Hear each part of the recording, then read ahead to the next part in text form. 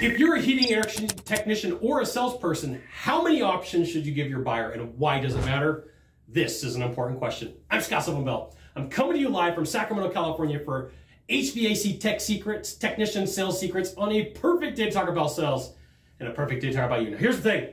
I have sat through more sales presentations than you could ever imagine, both mine and other people's, and I want to give you a common problem that I see salespeople make, especially when they're in a struggle or when they're brand new, okay?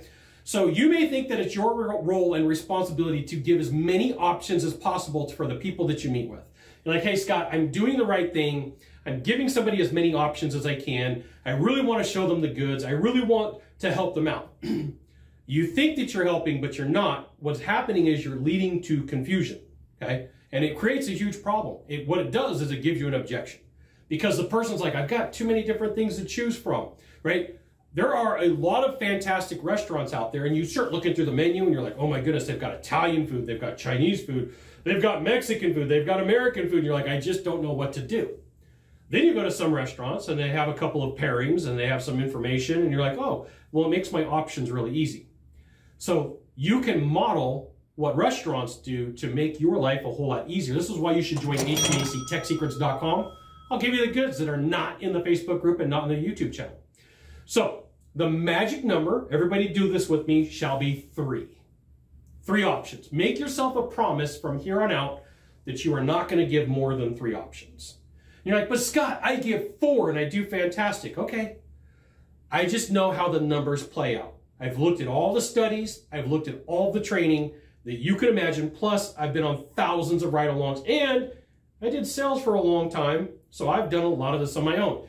Anytime that I got over 4 options, or a tech got over 4 options, or a salesperson got over 4 options, it took a lot of cleanup. So if you're like, hey, Scott, I'm meeting with a buyer, and they don't like one of the 3 options, they want a different one. Here's what you do. You got column A, column B, column C. You hand the pen to the person that you're talking to and say, cross out the one that you don't want. Get them to start making some decisions. Get them to start taking some action. They're going to cross one of them out, and you're going to go, fantastic. Now we can add a 3rd column. Scratch off the price, kill that thing. Just make it go away. When you meet with people and you give them too many options, you're not helping them, you're hurting them, and you're causing them to oscillate. And oscillate is, I want to do this, or I want to do that. I want to do this, I want to do that. I like this decision, but by getting them to say, like, we're going to cross one of these off, and I want you to do it, it's a definite feel for them, okay?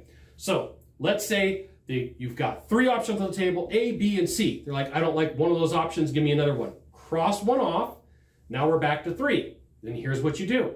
Out of these 3 options, which one doesn't make sense? They cross one off, and now we're down to 2. Now, in these last 2 options, what do you like about them? What do you not like about them? Get them to start verbalizing and having a conversation. Get them to talk about it. You don't have to be the person that talks all the time. It really helps to ask people questions and go through a conversation that way. I promise you, if you are giving more than 3 options, and there's some people out there that teach that, you're creating some problems for yourself. You got one thing to do for me. Like, you notice?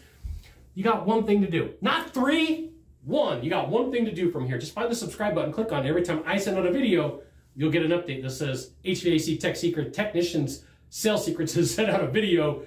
You should check it out, which you should. We'll see you soon.